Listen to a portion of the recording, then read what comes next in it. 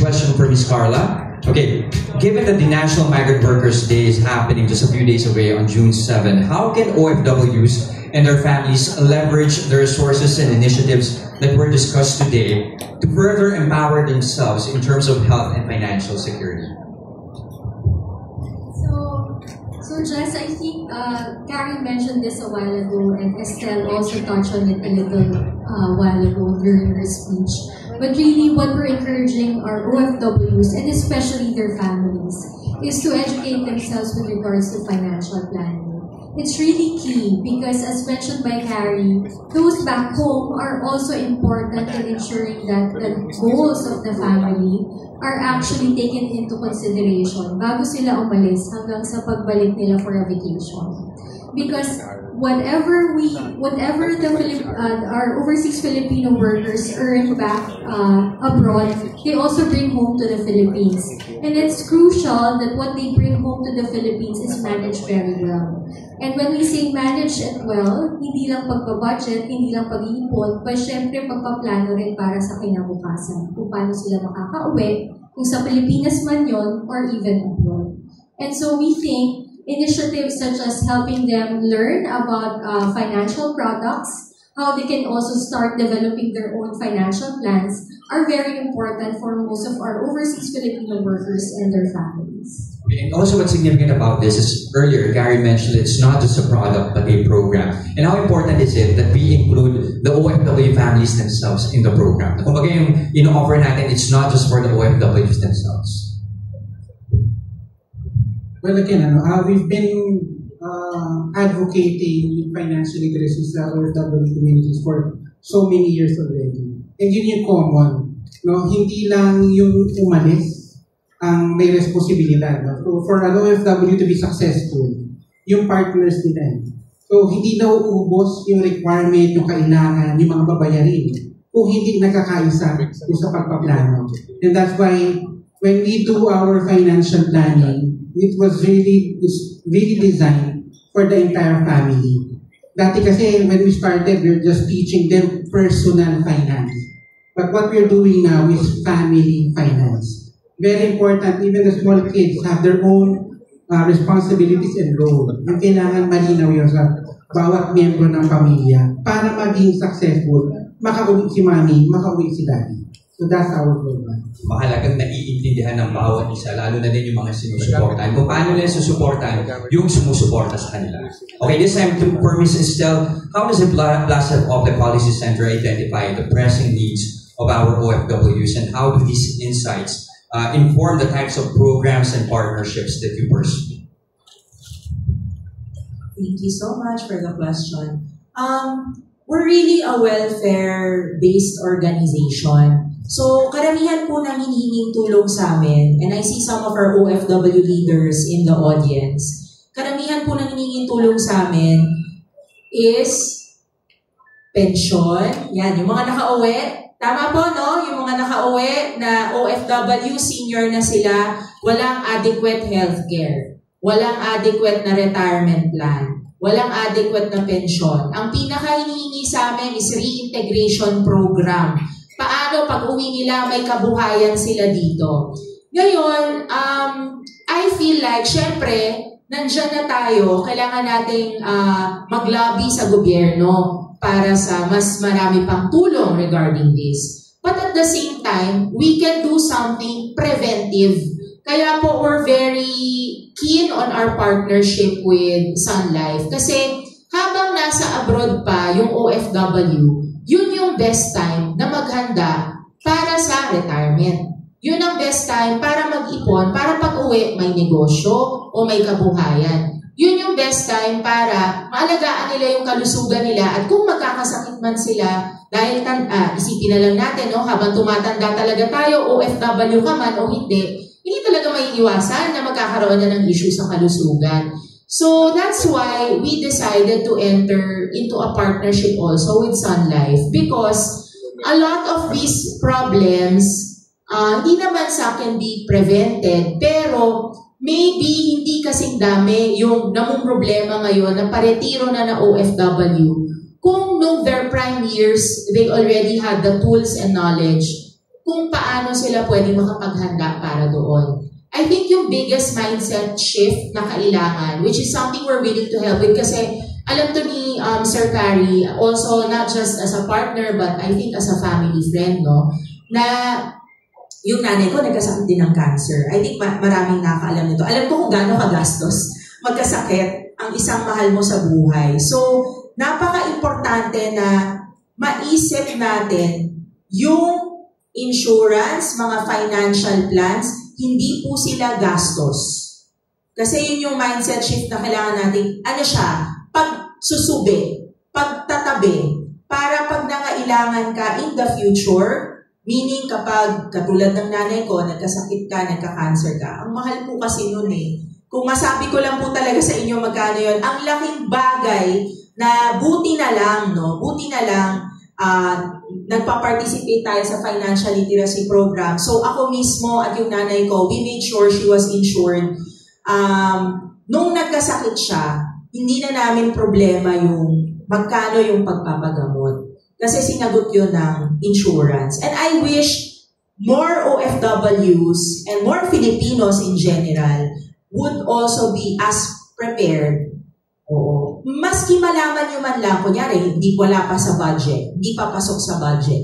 At least alam nyo magkano yung posibleng kailangan to get the coverage or the help that you need or para at least makapaghanda kayo that way. Sorry kung ang haba ng sagot ko, pero kasi passionate din ako dito dahil yun nga, paulit-ulit po yung problema na narinig natin din from our OFWs. And feeling ko, kung alam lang nila na meron silang mga paraan that they can save up for this, alam nila kung magkano. Kasi hindi po lahat ng insurance ay mahal. I think that's another misconception na porke insurance yan, tinatakbuhan yung ahente kasi hindi nyo pa nga alam magkano eh. Magkano versus yung matatanggap nyo.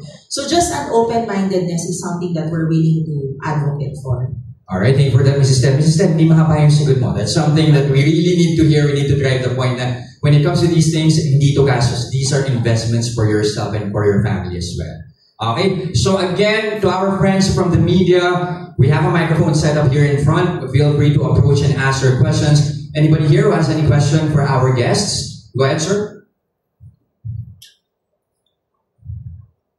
Hello, good morning. I'm Dean from Daily Tribune. I'm also an ex-seaman. So usually kasi diba, when it comes to insurance, kumuha na ng policy, and then kakailanganin mo na, tapos na-accident ka sa barko, nagiging problema. Pag mag-claim ka na sabi ng insurance, hindi covered kasi ang trabaho parang hazardous, parang isa sa mga nagiging gap sa insurance. Kaya nangyayari ngayon, ang iba, takot na ako kumuha ng insurance. Kasi when on board ako, hindi ko rin pala magagamit kung na-accident ako sa barko. Kasi sa lupa, hindi-deny nila kasi yung trabaho ko, parang isa siya sa mga ng insurance na hindi covered. Dahil kung yung kind of work ko parang hazardous siya. So hindi siya magiging, para siya yung magiging hindrance, parang yung maklaim yung policy. So sa Global Pinoy, ano yung magiging uniqueness niya? Kung ngayon dito, paano siya refer sa mga kakilala ko na seaman pa rin na kunin mo kasi maganda talaga. Sa previous company namin, naging ginawa nila, pag nakabakasyon kami, covered kami ng 3 months. So, kung meron kong mangyari aksidente sa lupa, insured kami. Pero kung nangyari sa barko, yung insurance ang principal yung sasagot sa amin. So, ano yung magiging uniqueness ng Global Pinoy na Sun Life? Okay, I guess anybody from Sun Life can answer that question. Very crucial question, in fact, especially sa mga kapatid nating seafarers. Thanks for that question, sir, and sorry about your experience. Masasabi ko po dyan, iba-iba kasi ang klase ng insurance. So, importante na yung kung kukuhanin nyo, ay alam nyo kung ano yung kino-cover niya at ano yung hindi niya kino-cover. Para ma-insure natin na comprehensive. Yung lahat ng kailangan nating protection ay nandun, nakuha natin. So, in your case, hindi po siya nagko-cover ng accident during your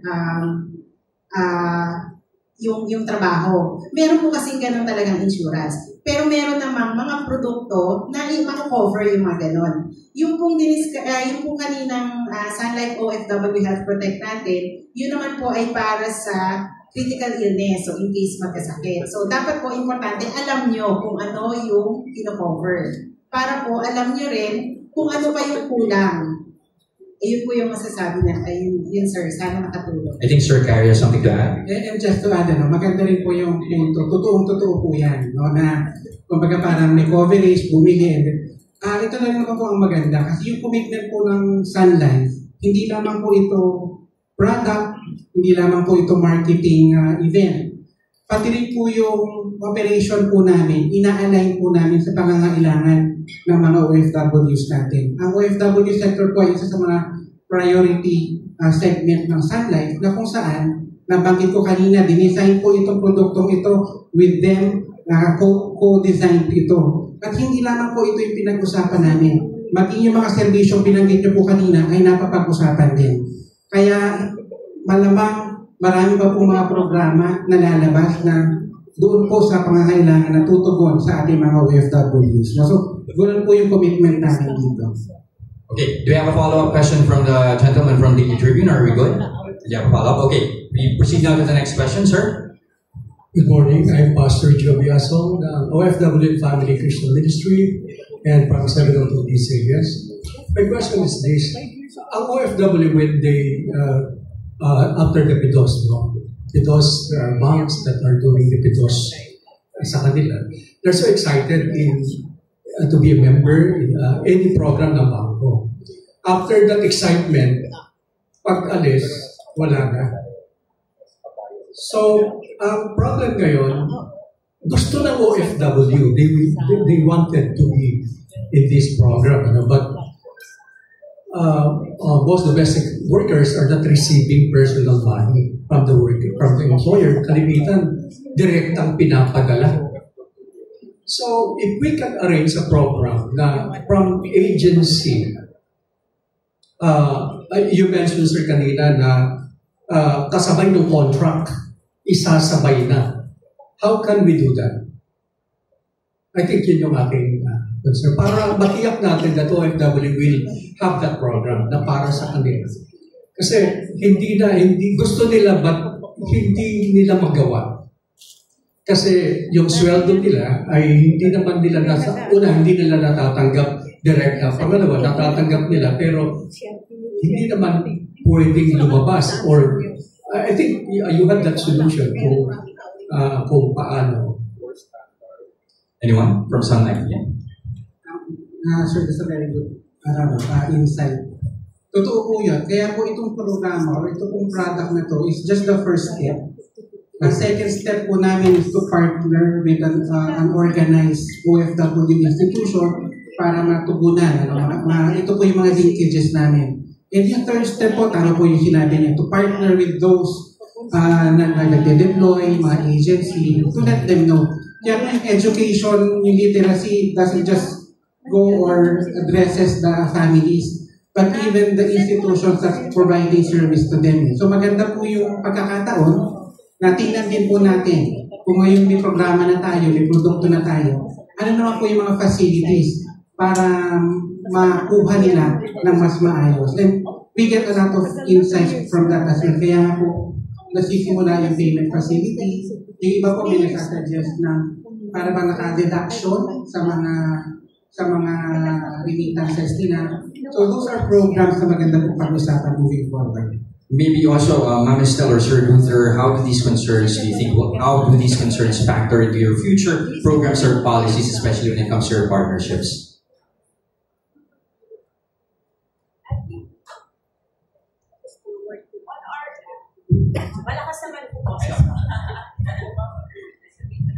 On our end naman po, I think what we're really doing at the Ople Center, which I hope nararamdaman po ng aming mga partners, and Pastor, feel free to also approach us.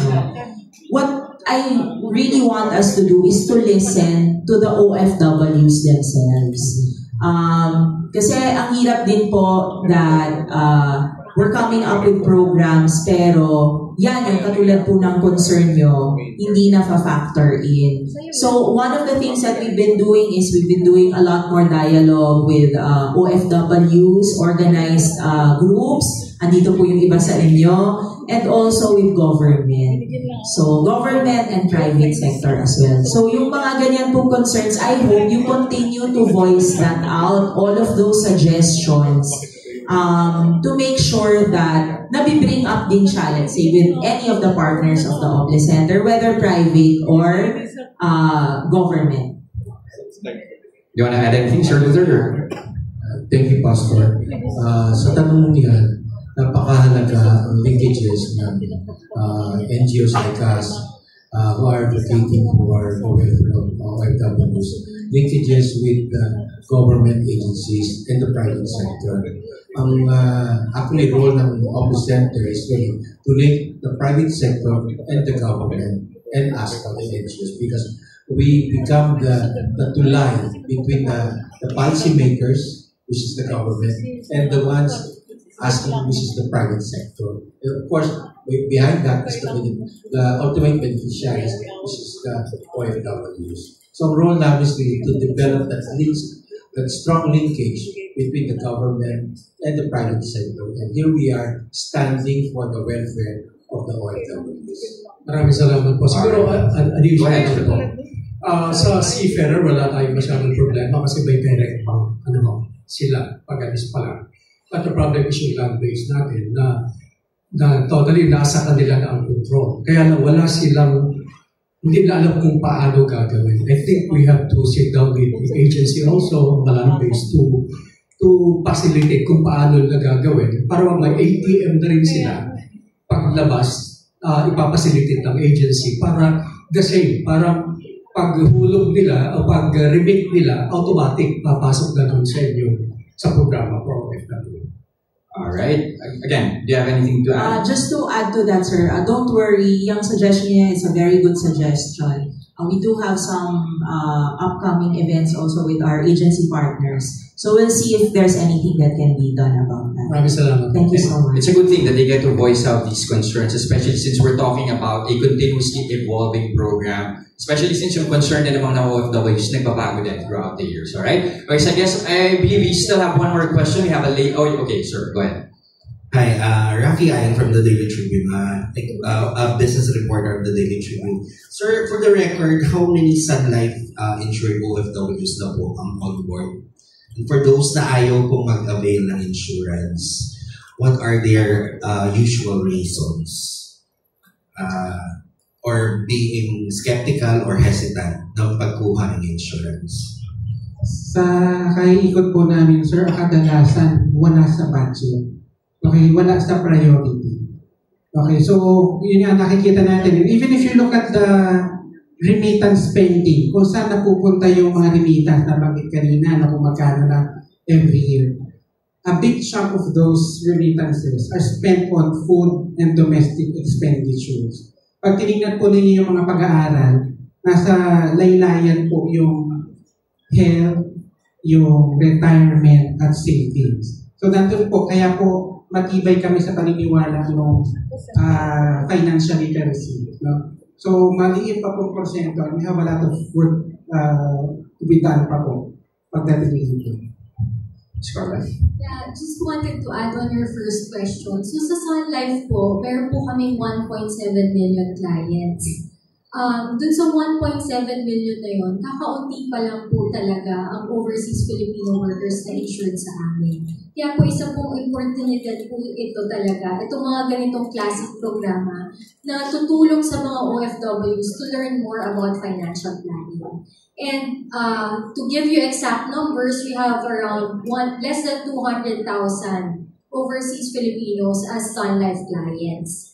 Now, that doesn't mean na hindi po natatapos yung mission namin. In fact, yan nga po yung nagiging mas paigting yung aming kagustuhan na mas marami po tayong mga kababayan na nagtatrabaho abroad na maging covered at talaga pong napagplanuhan ng kanilang future. Now, having said that, sir, kanina na-mention po ito ni Pastor, at uulit-ulitin ko po, kailangan din po talaga na yung mga miyembro ng pamilya ng OFW ay alam also kung ano yung pinagpaplanuhan ng OFW. Kagaya na lang po kanina na nasabi, pag dumating ang remittance, Kadalasan, instead po na napupunta sa savings yung iba, mas nagagastos sa mga hindi naman masyadong essential na pangangailangan.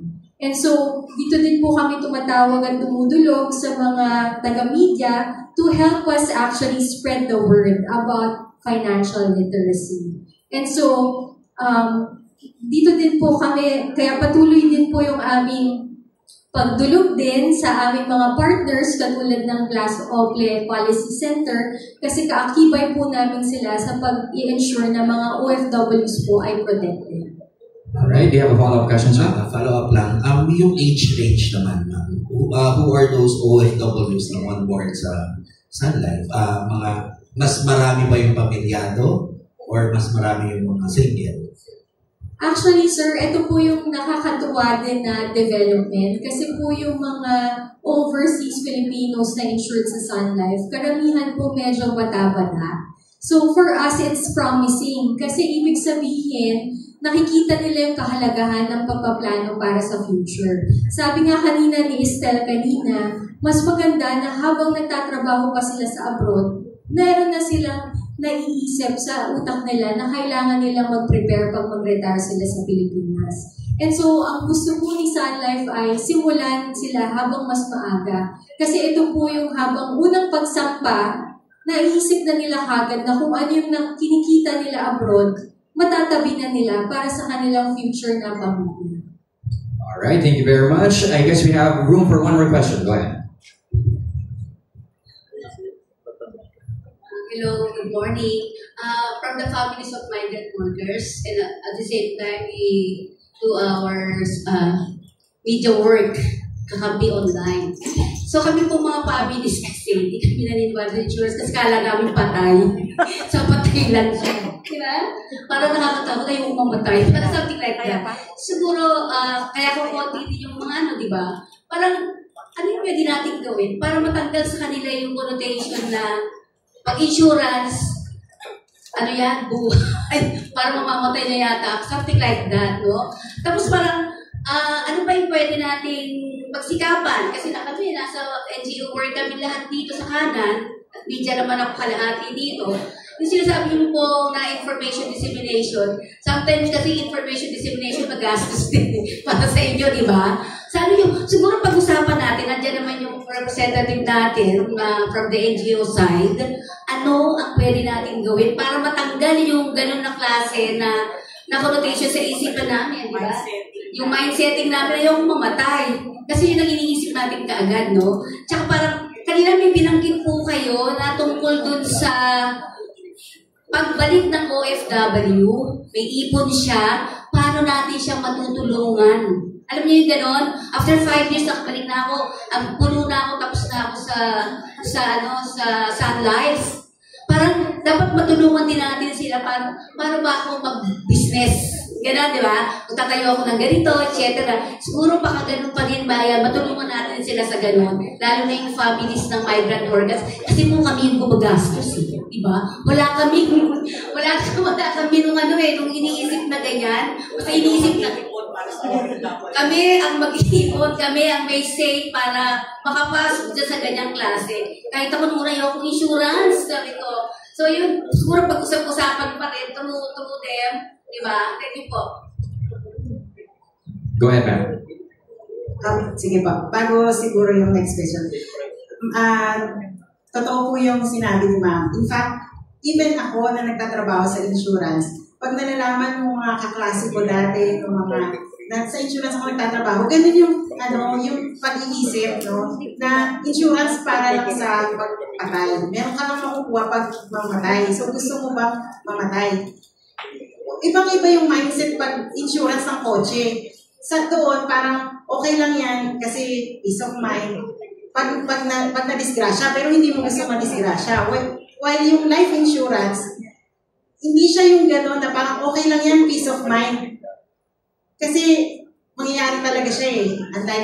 Unlike sa kotse, pwede hindi siya ma-disgrasya. Pero we all know na lahat talaga tayo pupunta doon. So, paano natin yung ina-address? Para hindi siya yung maging hindrance, no? Yung challenge, para hindi tanggapin ng tao na kailangan yung pagpaplano. kailangan kong paghandaan yung something na alam kong dadating talaga.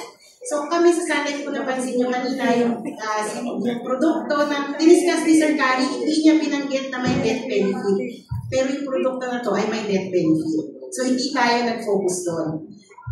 Tapos meron tayong mga programa na ginagawa, yung Play for Life. So medyo gini-gamify natin. So para mas magaang.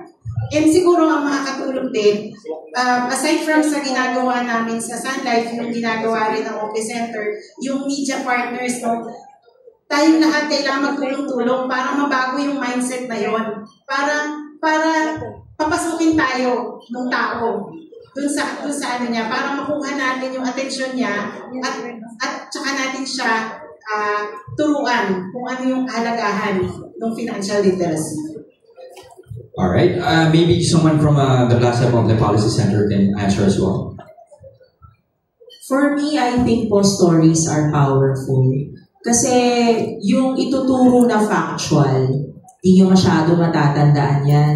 Hindi rin yan tatago sa puso, sa buto, no? Pero kung yung kwento sa inyo ay storya ng kakilala nyo or someone you care about, I think yun mas matatandaan, mas may chance na mag-iba ang mindset at mas may chance na umaksyon. I'll give you a story para makatulong sa pag-change ng mindset. Sana, no? Tama yung sinabi nila, mas yung mga bata ang mahilig sa insurance at financial literacy. I think partly because our parents also, no? Like yung nanay ko, nung bata pa lang ako, binigyan ako ng Rich Dad, Poor Dad. 14 years old ako, yun ang pinabasa niya sa akin. And therefore, I grew up being interested in personal finance. When I was able to earn money for myself, ang irinigalo ko sa nanay ko, the best health insurance I could find, that I could afford. Kaming dalawa po in-insure ko. Bakit? Kasi nakita ko yung tito ko, who's also kapatid ng nanay ko, nagka-cancer. We had to knock on the doors of government offices to get him admitted into a government hospital. Ano po to anak ng dating senador, naging government official din, pero hindi handa. So we had to raise money every week for his chemotherapy, nanghihingi ng pera, maski ako nagbibigay nung panahon na yon. So, nung nagkaroon ako ng pagkakataon, nagnegosyo ako, kumita ako ng pera, the best health insurance I could afford for myself and my mother, I got. So, ako po yung nagtulak nun, di yung nanay ko. Ngayon, yung nanay ko, the next year, my business didn't do so well. Sabi ko, oh ma'am, first year mo, binayaran ko. This year, hati tayo. Ikaw naman. She wanted to cut the insurance. Sabi niya, naku anak, ang ganda ng plan na kinuha mo, pero medyo mahal. So, sinabi niya, anak, sabi niya dun sa ahente, sabi niya, hindi ko naman to nagagamit. Healthy pa ako. So, ayoko na itong bayaran. Naka-auto charge. So, bayad ka agad, di ba? A few months later, she was diagnosed with cancer. And sabi niya, buti na lang. Alam niyo kung magkano po yung babayaran namin kung hindi po siya naka-insure? Unang opera niya, more than 3 million. Doon sa radiotherapy niya, yung tawag ito, radiation. Oo. Kasi ako yung tagalakad ng ako taga-book sa hospital, ako yung taga-make sure na may pera kami to fund for it. Alam niyo po ba sa radiation, kung wala kayong 50% down ng 400,000, hindi kayo makakatuntong at hindi kayo makakapagpagamot. Yung PhilHealth po nakakatulong. Malaking tulong po ang PhilHealth. Nandito po yata ang PhilHealth. Pero, so make sure na may PhilHealth kayo. But at the same time, hindi rin niya makukover lahat. Especially if gusto niyo maging komportable yung mahal niyo sa buhay. Gusto niyo pribado, hospital. Kaya po, ako personally, yung pag-partner namin with Sunlife, personal to for me. Kasi as an only child ng nanay ko, kung hindi ko naisipan, kung hindi ako financially literate, hindi ko naisipan kumuha ng health insurance, nung na-diagnose siya, malaking problema namin. Ang magiging problema namin noon, paano siya magpapagamot, ano lang yung afford namin, anong kailangan namin ibenta dahil kilala niyo po yung nanay ko. I think a lot of the OFWs in this audience know. Anong kotse ng nanay ko? Oh, alam niyo yan. Oh, 20 years old na kotse dahil nga NGO. So hindi naman kami mayaman na pamilya. So yun po yung mindset sana na gusto kong isipin. From the mindset of my mother na gastos lang yan, to my mindset as someone that was financially literate, no, na dahil nanay ko din naman na nagbigay sa akin ng mga libro for me to learn. Ang pagkakaalam ko is, mas gusto ko nang magbayad nang wala pa akong sakit, nang hindi pa ako retired, hindi pa ako senior citizen. Ngayon na ako maglalagay, habang mura siya, a fraction of the cost lang yung ibabayad ko, kesa sa pagkailangan ko na, wala akong matutukutan. Kasi doon ka na mangangatok at naranasan ko yun, it's not a pleasant experience. Alam niya ng mga taga-NGO, you know this, it's very difficult. Minsan, may nahihimatay na yung OFW, nakapagdala na po ako ng OFW sa government, no? Mahihimatay na po siya, no? Pero wala kasi siyang insurance so we had to wait for the government to help. So let's not let that be our story. Kung kaya pa natin and if we can educate others, no, even if just to inquire, maski magtanong lang, hindi nyo naman kailangan bumili. Malaman nyo lang, what are the options for you? Magkano ba yan? Magkano bang benefit pag nakuha ko yan? And kung afford nyo na, get it. Para that way, hindi kayo nangangamba. Magkasakit man kayo, magretiro man kayo, matanggal man kayo sa trabaho. So, I think stories are powerful. The more people share about their experiences, the more people share about how financial literacy has helped, save someone's life, has helped make sure na yung anak continues to study even after the death of a loved one. The more change yung story from gastos lang yan to napakalaking tulong yan. Okay, yun na po. Alright, sige. Ms. Carla, you can add some more insights.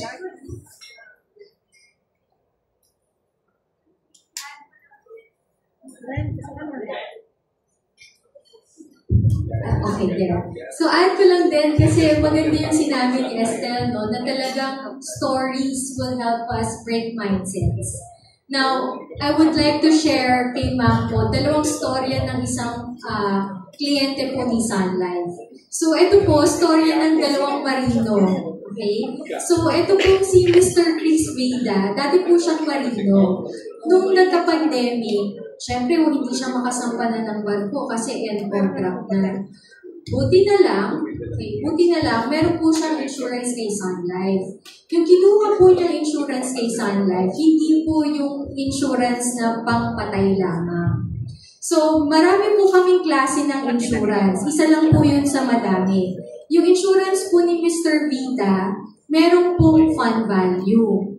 So, yung fund value po, nakapag-withdraw po siya dun sa kanyang policy at ginamit po niya yun sa paggawa ng business. Yung business po niya, katulong po ng kanyang asawa, meron po silang maliit na farm lot. So, ginamit po niya yung nakuha niya dun sa kanyang policy to actually help that farm lot grow. So, isa lang po yun sa mga storya ng isang aming kliyente. Meron naman po kami isa ding kliyente, si Jenny at si Jimwell. Si Jimwell po marino din. Yung asawa niya, si Jenny, nurse naman. So, ang maganda po dun sa istorya nila, matagal po silang nag-a-abroad, pero dahil po sa mga policies na nakuha nila kay Sun Life, nakauwi po sila for good. So, yung napag-ipunan po nila, dun sa insurance nila, meron po kasing mga guaranteed benefits yun, at hindi lang po fund value, na gamit po nila sa pagpaaral ng kanilang mga anak, na gamit din po nila sa pagpagawa ng kanilang bahay. So, ganun lang po yung some of the stories that we've encountered habang nakakausap po namin yung aming mga OFW clients. Alright, thank you very much, Ms. Carla. We have another question here. Dito, gumaganda na yung discussion. Extend natin itong Q&A natin. Go ahead. Good morning po. My name is James. And ang question ko po is, like father ko po is 43 years na po siya. And wala siyang insurance nag-start siya ng work. Dahil yung, according to him and to my mother, na yung priority nila is yung education namin, plus magkaroon sa inyong property. Now, yung father ko po is still seaman po up to now.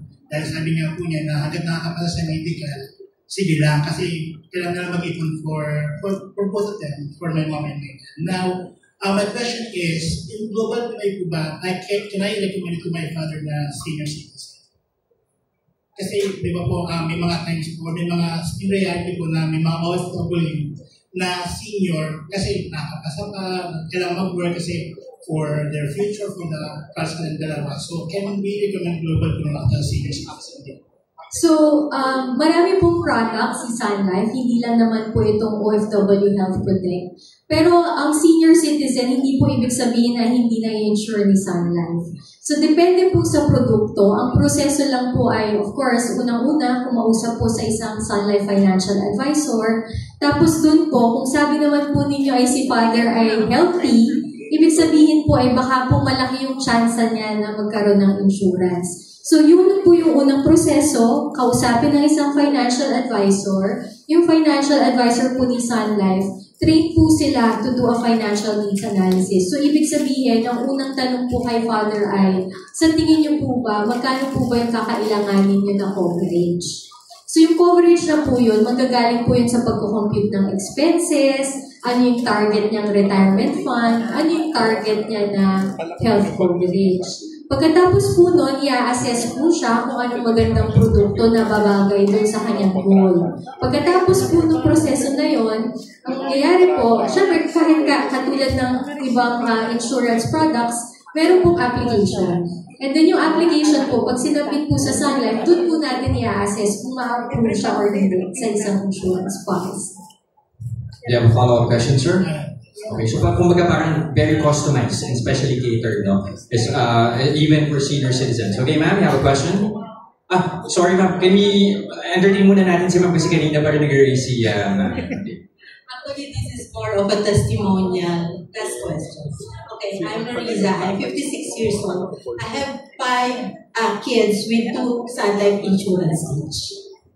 Okay, kasi yun yung naging mindset ko na every time mag-graduate sila, yun na yung nire-regalo ko. So, kung kaya nilang bayaran, sila mag-continue.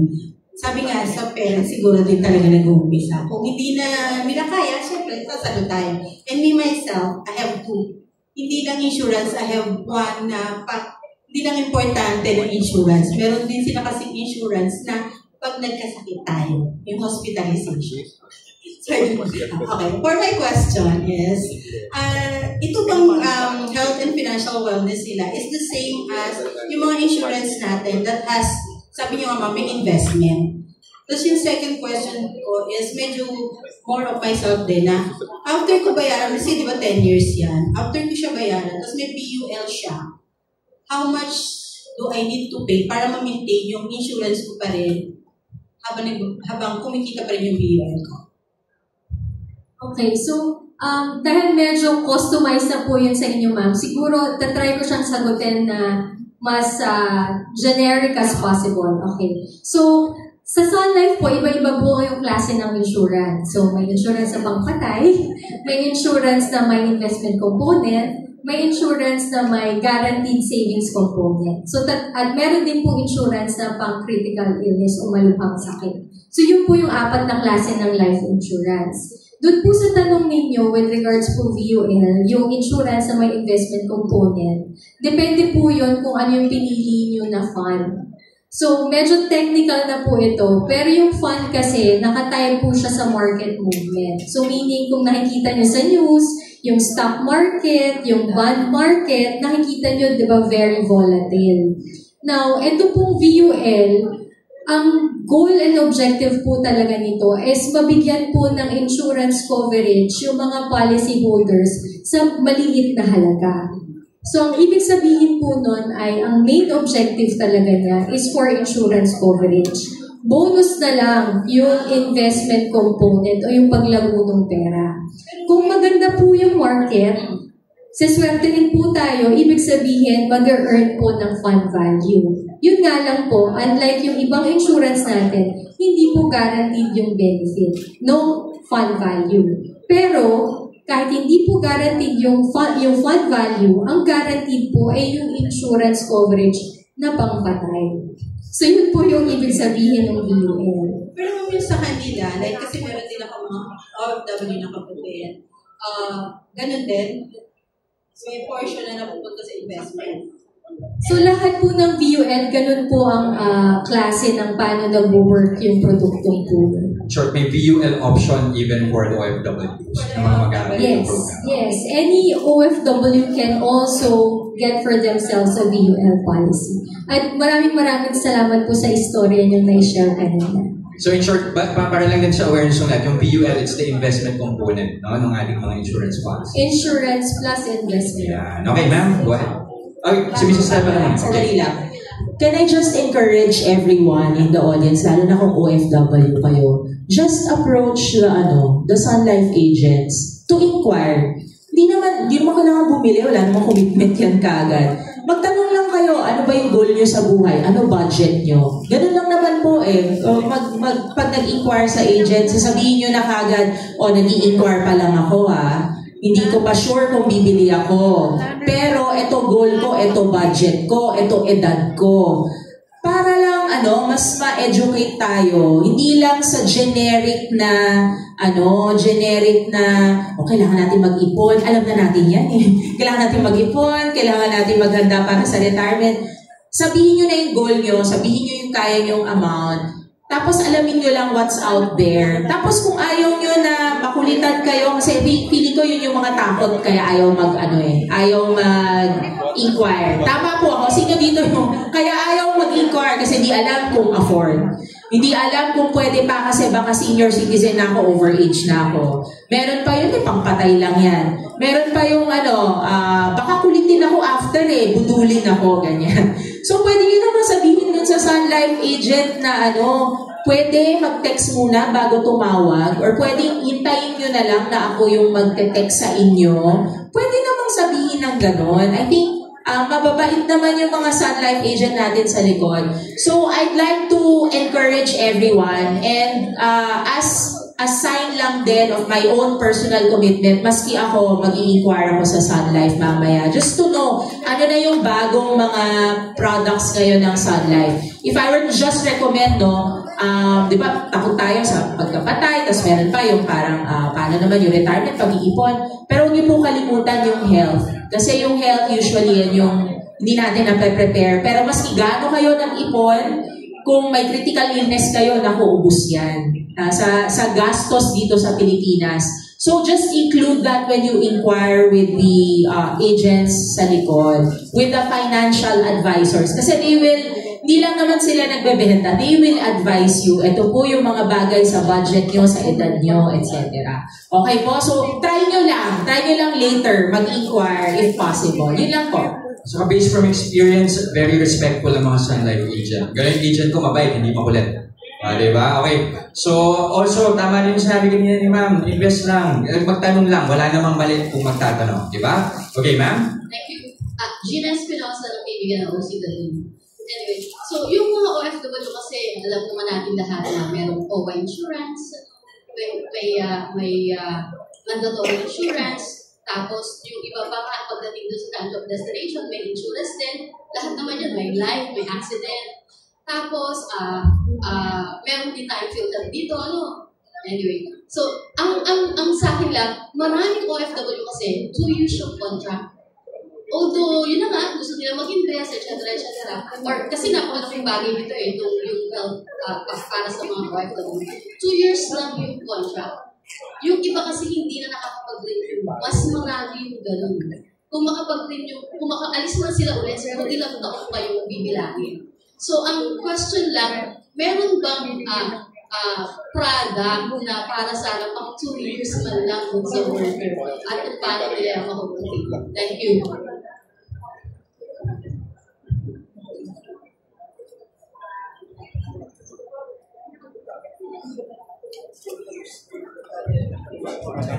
Hello. Yung pong mga binanggit nyo na mga insurance is habang nasa abroad po sila. Ito pong Sun Life OFW Health Protect natin. Ito po ay lifetime. So kahit po hindi na sila nagtatrabaho sa abroad, in-force po ito basta nabayaran. So dun sa concern ko na 2 taon lang kasi ang kanyang kontrata. So 2 taon yung kita. Hindi sigurado kung aalis ulit, sasakay ulit after 2 years. Kaya kung dito sa product, kasi yan yung isa sa feedback na na-receive namin dun sa mga OFW clients na we co-created this product with. No? So ang ginawa natin is nagkaroon tayo ng payment option sa produkto na to na papasok dun sa employment contract ng ating OFW. So pag nakausap niyo po yung mga financial advisors namin, mapapakita po nila sa inyo na ano ba yung babayaran ko kung halimbawa 6 months lang yung kontrata, ano yung pwedeng produkto, magkano yung babayaran ko.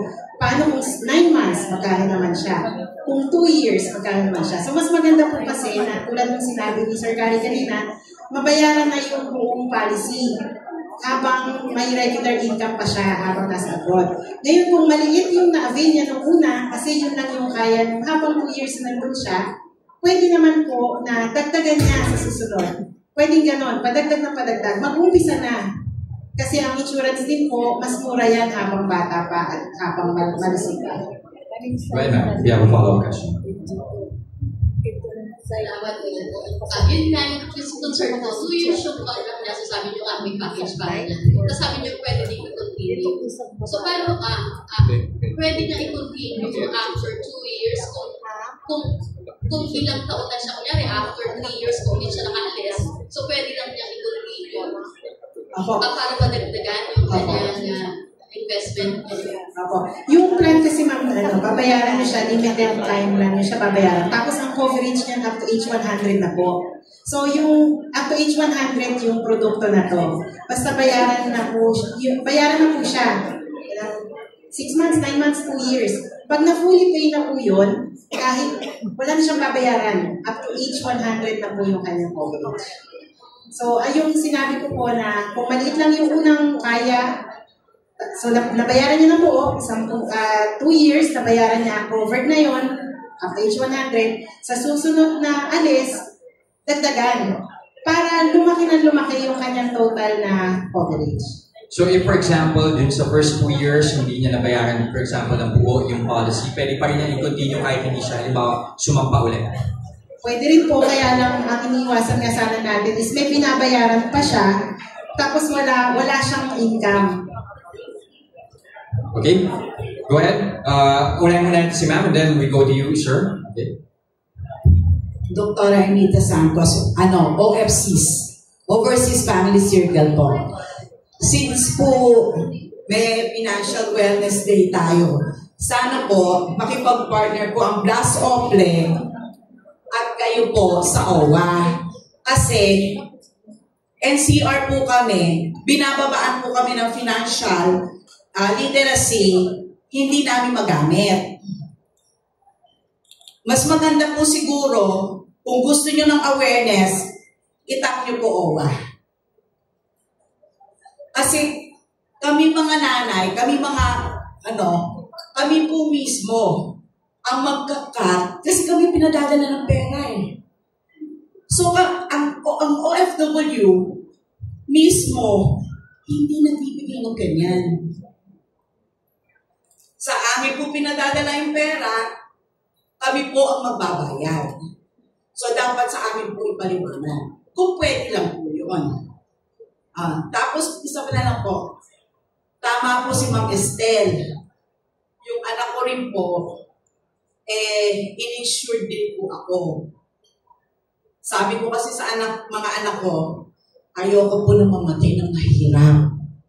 Yung pinampak po na ganon, ayoko nun. Pagkasabi ko po nun, ang anak ko po, in-insured ako. And yung bunso kong anak, nasa Sun Life po. You wanted to answer, Mrs. Steph? Reacting lang dun sa suggestion to partner with OWA. I don't know if Sun Life would be willing, but we're very blessed na yung bagong OWA administrator is a good friend of the Ople Center and is also, very ang dami yung ideas. Ang dami yung ideas. So I think that is a possibility. Thank you for the suggestion. We would be more than happy, of course, to educate more families. Actually, yun yung ang ganda sinabi kanina ni Sir Carrie in his speech, na dati, personal financial literacy lang tayo. Pero, the more that we've been doing partnerships with Sun Life and the more that we've been doing financial literacy talks, ang rine-request talaga sa amin by seafarers, by land-based, sana yung pamilya namin ang turuan nyo. Kasi kami yung kumakayod, sa kanila napupunta yung pera. Pag uwi namin, minsan wala nang natira. Yun. So, game na game naman po tayo dyan. Maraming salamat sa suggestion. And hopefully, we'll be able to come up with some programs like that in the near future. Okay, we have room for one more question.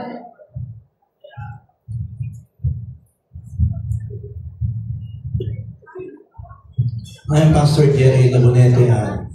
Meron din kami mga OFW ministry sa Hong Kong with Pastor Girl, mga nakalipas, at sa Dubai din. At ako ay nagpapasok din sa Pasay, most of our members are OFW and seaman. At tanong ko lang, yung follow-up question ko lang doon, kung sakaling nakahulog ka na, kalimitin kasi ng contract, mga 2 years, at yung mga seaman naman, mga 9 months lang, nakahulog ka ng 9 months o kaya 2 years, maglalapse ba yung hulog mo, makakancel o mabubuhay yung payment?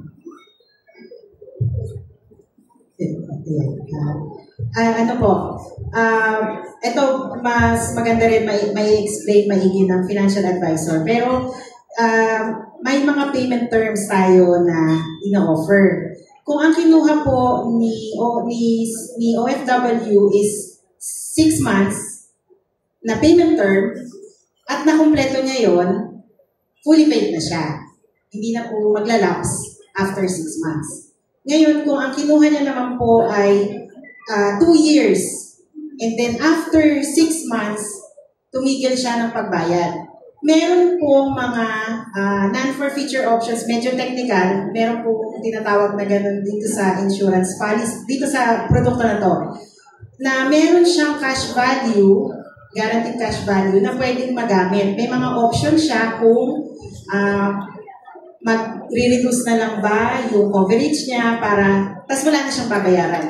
So may mga ganung options po ang policy. Meron din naman na maglo-loan na lang muna ba dun sa cash value ng policy niya at the time na huminto siya para matuloy niya yung pagbayad. So, pag napunta tayo sa ganung scenario, you talk to your Sun Life advisor, you talk to our client service center, and we will give the clients kung ano yung options na pwede niyang gawin sa policy. Hindi po siya automatic maglalapse, basta may value po na yung kanyang policy. Kasi kung 6 na buwan versus 2 years, most likely baka may value na po yun. Depende po rin siya kung ilan na yung nabayaran. Baka gusto rin nilang malaman kapag ba nag-lapse, nag-a-accrue ba yan ng penalty or interest, ganyan. Okay. Ang unpaid na premium po, usually po yun, ano siya ng penalty. So kaya bago mag-lapse, pag nag-lapse kasi wala na po talaga yun. Hindi na i-reinstate mo na yon para maging enforced. Bago tayo dumating sa punto na mag-lapse yung policy, kausapin na po natin yung ating advisor at or ang Sun Life para malaman na po natin yung options. Ayaw natin na masayang. Of course, lahat tayo ayaw natin na masayang yung nabayaran. Alright, thank you very much to everyone, to our media partners and to the NGOs and to our other partner organizations for all your questions. And thank you, of course, to our guests.